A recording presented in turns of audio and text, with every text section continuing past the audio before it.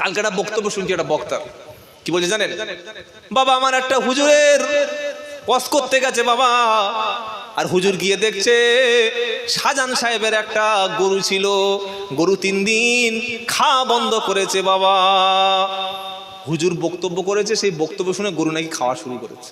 কালকেরা দেখছিল আরেকটা বক্তা বক্তব্য করছে, আবার বক্তব্যের মাঝে শিরিক ছড়াচ্ছে। কেন কথাটা টেনে আনলাম?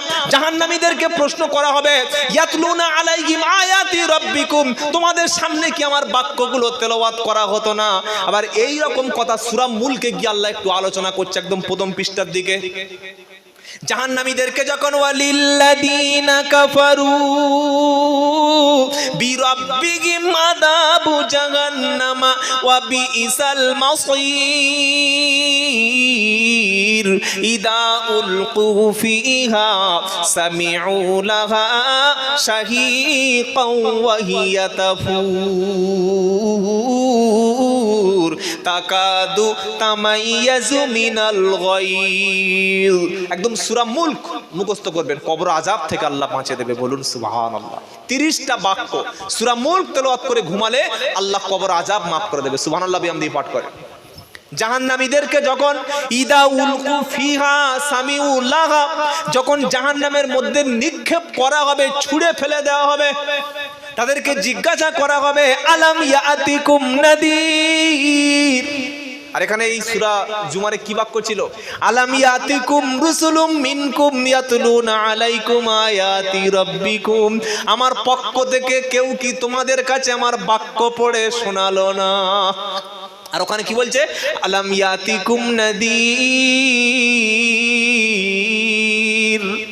আমার পক্ষ থেকে তোমাদের কাছে কি কোনো সতর্ককারী ছিল না? একটা আলেম কি ছিল না? একটা দিনের সাথী ছিল না? এক পিস কোরআন তোমাদের ঘরে ছিল না? জীবনে কোনোদিন তোমরা জলসায় শুনুনি যে এই কাজ করলে জাহান্নাম? তখন জাহান্নামীরা কি বলবে জানেন? ক্বালু বালা ক্বাদ জাআনা নাদির। আহা, হ্যাঁ শুনেছিলাম, সতর্ককারীরা সতর্ক করেছিল, তো শুনলে যখন আসলে কেন? তখন জাহান্নামীরা কি বলবে? ফাকাদ্দাবনা ওয়া কুল্লামা নাযালাল্লাহু মিন শাই ইন আনতুম ইল্লা ফি যালালিন কাবীর। ফাকাদ্দাবনা, আয়াত সব মৌলবীদের কথা বিশ্বাস করে, খালি সব জান্নাত জাহান্নাম, নামাজ রোজা করো, দাড়ি রাখো, পাঞ্জাবি পরো, এদের খেয়ে দিয়ে কাজ নাই। আমরা একটু এই বয়সে এনজয় করবো, একটু জিন্সের ফাটা প্যান্ট পরবো, মাঝে মাঝে বোতল টানবো, মাঝে মাঝে বাইকের পিছনে 2-4টা করে নতুন নতুন গার্লফ্রেন্ড নিয়ে ঘুরবো, মাঝে মাঝে একটু গিয়ে ডিস্কো ড্যান্স করবো, মাঝে মাঝে আমাদের মেয়েদেরকে নিয়ে একটু গিয়ে পূজায় আনন্দ করবো।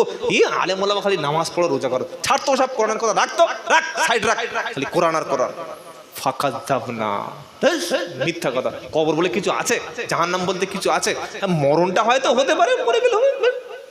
ফাকাদ্দাবনা, মিথ্যা মনে করেছিলাম। ওয়া কুল্লামা নাযালাল্লাহু মিন শাই, জান্নাত জাহান্নাম আল্লাহ কিছুই নাজিল করেনি। কোথায় জান্নাত কোথায় জাহান্নাম? মরলে বাবা কালকে ফেলে দেবে। আজে বাজে কথা বলেছিলাম, জান্নাত জাহান্নাম কিছুই নাজিল করে নাই, আযাব নাই, এই সব কথা অস্বীকার করেছিলাম। জাহান্নামীরা আর কি বলবে? ওয়াকালু লাউ কুন্না নাসমাউ, আহা যদি শুনতাম, যদি শুনতাম। জলসা হয়েছিল বাড়ির কাছে, কিন্তু গিয়ে শালির হাত ধরে ঘুরেছিলাম, ফুসকা খেয়েছিলাম, কিছুক্ষণ শুনেছিলাম, কিন্তু শুনে আসার সময় যদি ওটা আমার অন্তঃকরণের মধ্যে যদি আমি নিতাম, যদি ব্রেনে বসিয়ে নিতাম, জলসার পরের দিন যদি মদ ছেড়ে দিতাম, জলসার পরের দিন যদি নামাজের মুসল্লা ধরতাম, জলসার পরের দিন যদি বিবিটাকে পর্দায় রাখতাম, জলসার পরের দিন যদি কোরআন পড়া শুরু করতাম, জলসার পরের দিন যদি সুদের মালটা বর্জন করতাম, আও নাকিলু নাসমাউ আও নাকিলু, শুনতাম এবং যদি আকেল খাটিয়ে বুদ্ধি বিবেক খাটিয়ে একটু যদি কথাটা যদি কানে নিতাম না, মা কুন্না ফি আসহাবিস সাইর, আজ জাহান্নামীদের সাথী হতাম না। আল্লাহুম্মা আজিরনা মিনান নার, আল্লাহুম্মা আজিরনা মিনান নার। আল্লাহ আমাদের হেফাজত করুক, বলুন আমিন। প্রত্যেকটা মুহূর্তে সেই জাহান্নামের দিকে এগিয়ে যাচ্ছে। প্রিয় ভাইরা, কঠিন জায়গা, কঠিন জায়গা। আর পৃথিবীর সময় যে অনেক দিন আছে এটা ভাববেন না। আজকের আমেরিকা যে ইসরায়েল যে হামলা চালাচ্ছে আমাদের ফিলিস্তিনি কলেমা ভাইয়ের উপরে, ইসরায়েলের বাবার ক্ষমতা নাই, হামলা চালাচ্ছে কিন্তু আমেরিকা। আপনি বুঝতে পারছেন না? প্রত্যেক দিন 400-500 ছোট ছোট শিশুরা শহীদ হয়ে যাচ্ছে। কাফনের কাপড় পর্যন্ত তাদের জুটছে না, অ্যাম্বুলেন্স নাই, হসপিটাল শেষ, ডাক্তার চিকিৎসা করার নাই, পানি নাই। কারবালার মতো মর্মান্তিক দৃশ্য প্রতিদিন ফিলিস্তিনে চলছে। তারা আমাদের কলেমা পড়া ভাইগুলো বাইতুল মুকাদ্দাসের পবিত্রতা, মসজিদুল আকসার পবিত্রতা, ফিলিস্তিন মসজিদের পবিত্রতা রক্ষা করার জন্য দিন রাত তারা লড়াই করছে, শহীদ হচ্ছে। একজন বাপ, তার ছোট্ট মেয়েটা স্ত্রী মারা গেছে, বাচ্চা দুধ চাইছে, কাঁদছে, বুকের উপরে তুলে নিয়ে বলছে, দেখ বাবা, তোকে যে দুধ খাবে সে তোর মা তো নাই, আমার তো দুধ দেওয়ার মতো কোনো অবস্থা নাই, আর দুধের যা দাম আমি কোথায় পাবো বল। বাচ্চা বলছে আর কাঁদছে, মুসলমান, আজ তুমি আল্লাহ চিনতে পারছো না? তোমার কলেমা পড়া ভাই ফিলিস্তিনে কিভাবে তারা শহীদ হচ্ছে দেখো। 9 মাসের বাচ্চা শহীদ হচ্ছে, 8 বছরের বাচ্চা শহীদ হচ্ছে, 5 বছরের বাচ্চা শহীদ হয়ে আল্লাহর জান্নাতের পাখি হয়ে তারা উঠছে। তাদের মধ্যে সামান্য দুঃখ কষ্ট নাই, কিন্তু তাদের টার্গেট যে মসজিদুল আকসা, পৃথিবীর প্রথম, আমাদের মুসলমানদের প্রথম কিবলা, সেটাকে আমরা ইহুদিদের হাতে হতে দেব না। বলুন সুবহানাল্লাহ। আজ তোমার মসজিদে জামাত হচ্ছে না, তুমি এতটুকু কি আশা করতে পারছো না? সকলে বলুন দিন শিখবো, ইসলাম শিখবো, বলুন ইনশাআল্লাহ। জাহান্নামীরা বলবে, তাদেরকে জিজ্ঞাসা করা হবে, কেন এলি বল, কেন এলি? আবার জাহান্নামে যাওয়ার যতগুলো কারণ রয়েছে, কয়েকটা মারাত্মক কারণ আল্লাহ পাক সূরা মুদ্দাসসিরে বলছেন। কিয়ামতের দিন জান্নাতি ব্যক্তিগুলি জান্নাতে বসে বসে যখন জাহান্নামী নিচের দিকে তাকাবে, তখন জান্নাতি ব্যক্তিগুলি জাহান্নামীদেরকে সওয়াল করবে,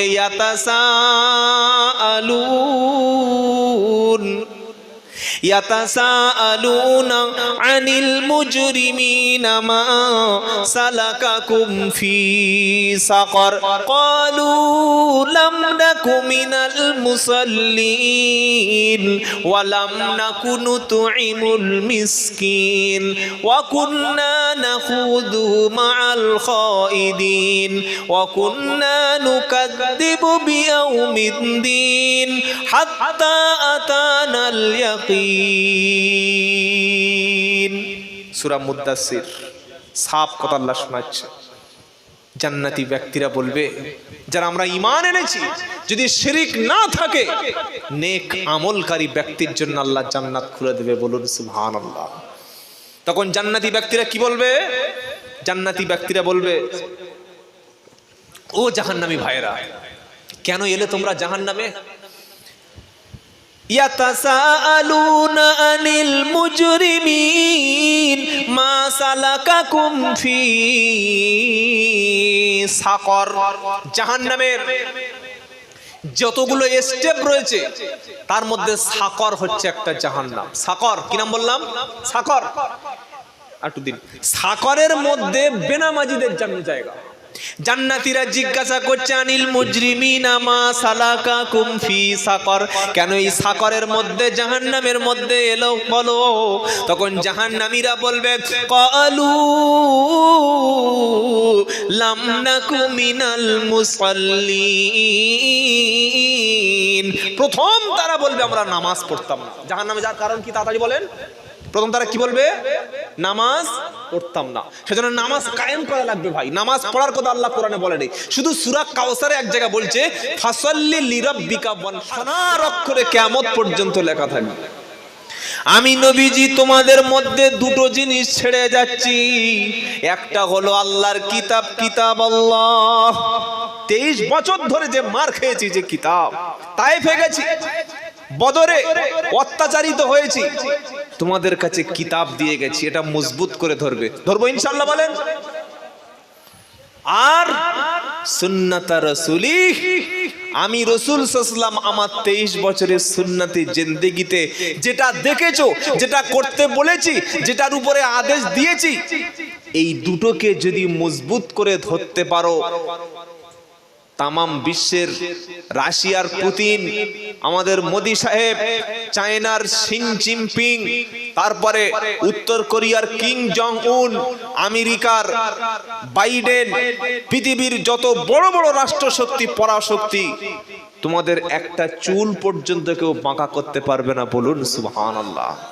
তুমি বুকে হাত চাপড়ে বলছো আমরা 200 কোটি মুসলমান, তুমি কোরআন পড়তে জানো? তুমি তো হনুমান হয়ে বসে আছো। তোমার হাতে কোরআন দিলে তুমি কোরআন পড়তে পারো, তুমি হচ্ছে মুসলমান। কোন ইমাম সাহেব যদি সূরা ফাতিহা না পড়তে পারে, কোন ইমাম সাহেব কথা বলেন? একজন বলছে আমি হাফেজ সাহেব, বলছে ইয়াসিনটা বলো, বলে ইয়াসিন জানি না, সে হাফেজ সাহেব? তো মুসলমান দাবি করার প্রথম অর্থ হচ্ছে ঈমান আনার পরেই আল্লাহর কাছে তাকে ইসলাম শিক্ষা করতে হবে। আল্লাহর নবী সাল্লাল্লাহু আলাইহি সাল্লামকে তাই শুনিয়েছে নবী বললেন তোমাদের কাছে দুটি জিনিস দিয়ে গেছি, মজবুত করে ধরো, এ দুটো ছাড়া কখনো তুমি বাঁচতে পারবে না। একটা হলো আল্লাহর কিতাব, আর একটা হচ্ছে নবীর সুন্নাত। এই সুন্নাতের উপরে জীবন যখন থাকবে, কোরআন যখন সাথী হবে, আল্লাহ তাআলা মুমিনদের সম্মান আবার তিনি ফিরিয়ে দেবেন। বলুন সুবহানাল্লাহ। কোরআন আল্লাহ ধরতে বলেছেন, পড়তে বলেছেন সবার।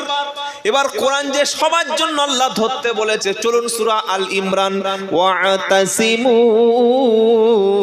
বিহাবলিল্লাহি জামিআন ওয়া লা তাফাররাকু ওয়াযকুরু নি'মাতাল্লাহি আলাইকুম ইয কুনতুম আ'দাআন ফাআল্লাফা বাইনা কুলুবিকুম। চতুর্থ পারার দ্বিতীয় পৃষ্ঠায় সূরা আল ইমরান একদম সাফ শুনিয়ে দিয়েছে আল্লাহ, ওয়াতাসিমু বিহাবলিল্লাহি জামিআ। তোমাদের আগের আদি পিতা আদম আলাইহিস সালাম ছিল জান্নাতে। শয়তানের ওয়াসওয়াসায় পড়ে নিষিদ্ধ ফল যখন ভক্ষণ করলো, আমি আল্লাহ দুনিয়ায় তাকে নামিয়ে দিলাম।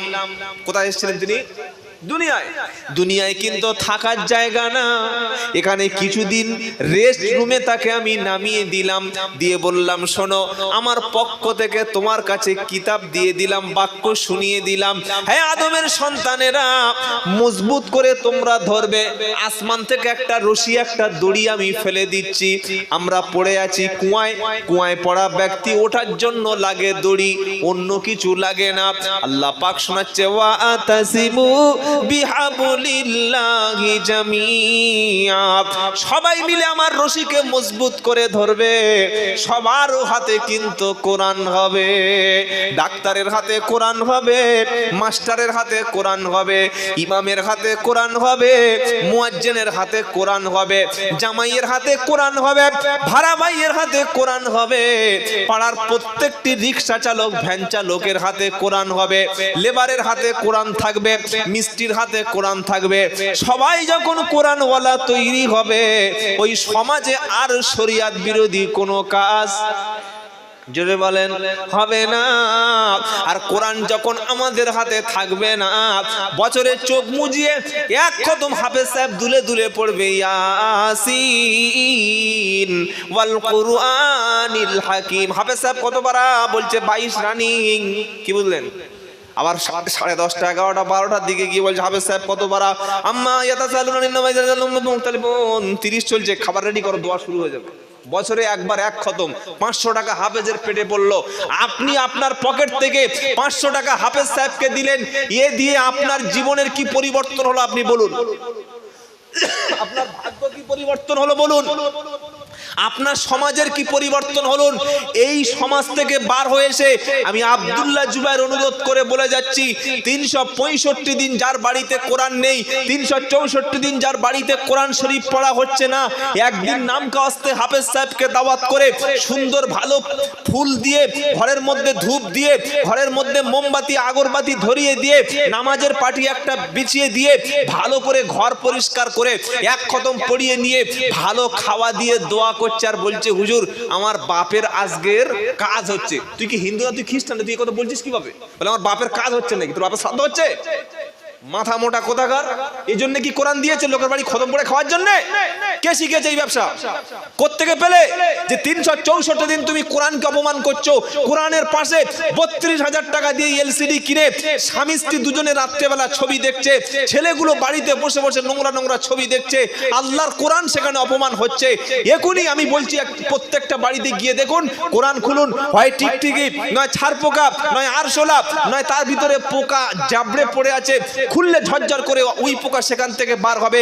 364 দিন কোরআনের কোনো খবর নাই। 500 টাকা হাফেজ ভাড়া করে এক কদম পড়ে তুমি বলছো আমি জান্নাত কিনে নিয়েছি। কে শিখেছে এরকম ব্যবসা? এটা বন্ধ করুন। হাফেজকে বাড়িতে ডেকে আনুন, আপনার সন্তানকে হাফেজের কাছে বসিয়ে দিন। 5 থেকে 10,000 টাকা হাফেজ সাহেবের কাছে, ইমাম সাহেবের কাছে তুলে দিয়ে বলুন, হাফেজ সাহেব আপনি যেমন কোরআন শরীফ পড়তে পারেন, আমার বাড়িতে 3টে ছেলে, বড় ছেলে ক্লাস 8-এ পড়ে, মেজো ছেলে ক্লাস 5-এ পড়ে, ছোট ছেলে ক্লাস 3-তে পড়ে। প্রত্যেকদিন 1 ঘন্টা হোক, আধ ঘন্টা হোক, আমার সন্তানটা আপনার কাছে দিলাম, রাখুন 5,000 টাকা, রাখুন 10,000 টাকা। আমার 3টে সন্তানকে আপনার মতো সহি তরিকায় আপনি কোরআনটা শিখিয়ে দিন। 5,000 10,000 টাকা দিলে আপনার 3টে সন্তান কোরআন শিখবে।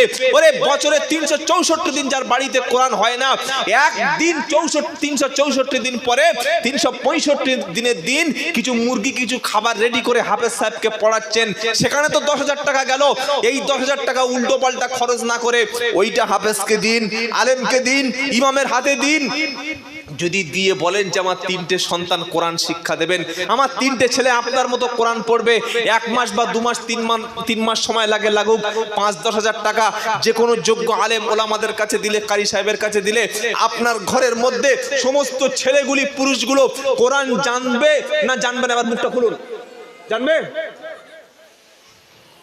বড় মুরগি জবাই করে খাইয়ে দিয়ে খানা হয়ে গেছে নাকি? এসব বন্ধ করুন। তলাবুল ইলমি ফারিজাতুন আলা কুল্লি মুসলিমিন ওয়া মুসলিমা। মুসলমান হয়েছে কোরআন জানতে হবে, মুসলমান হয়েছে কোরআন পড়তে হবে, মুসলমান হয়েছে তোমাকে কোরআন বুঝতে হবে, কবরে যেতে হবে। ছেলে খেলা নয় এটা, দুনিয়া ফাজলামি করার জায়গা নয়। কি মনে করেছো যেমনি এমনি জান্নাতে চলে যাব? আম হাসিবতুম আন তাদখুলুল জান্নাতা ওয়ালাম্মা ইয়াতিকুম মাসালুল লাযিনা খালাউ মিন ক্বাবলিকুম মাসাতুহুমুল বাসাউ ওয়াদ-দাররাউ ওয়াজুলজিলু হাত্তা ইয়াকুলার রাসূল ওয়াল্লাযীনা আমানু মা'হু মাতা নাসরুল্লাহ আলা ইন্না নাসরাল্লাহি করিব। একদম দ্বিতীয় পারা সূরা বাকারা 214 নম্বর আয়াতে সাফ শুনিয়ে দিচ্ছে আল্লাহ। আম হাসিবতুম, তোমরা কি মনে করেছো, তোমরা কি ভেবেই নিয়েছো কলেমা পড়লে এমনি এমনি জান্নাতে চলে যাব, বাড়িতে মিলাদ দেবো জান্নাতে চলে যাব, শবে বরাতের দিন একদিন কবর জিয়ারত করে জান্নাতে চলে যাব, একদিন জলসা দিয়ে বসলে জান্নাতে চলে যাব? না না না, তোমাদের পূর্বে ঈমান এনেছিল যারা, একবার ওমর ফারুকের জীবনীটা তোমরা পড়ো, খাব্বাব রাদিয়াল্লাহু তাআলা আনহুর জীবনীটা পড়ো, হযরতে হামজা রাদিয়াল্লাহু তাআলা আনহুর জীবনীটা পড়ো। ইমাম হুসাইনের শোকে তোমরা বুকের কাপড় ছিঁড়ে ফেলে দিচ্ছ, কিন্তু ইমাম হুসাইনের স্যাক্রিফাইসটা, তার কুরবানিটা, তার উৎসর্গটা তোমরা দেখো।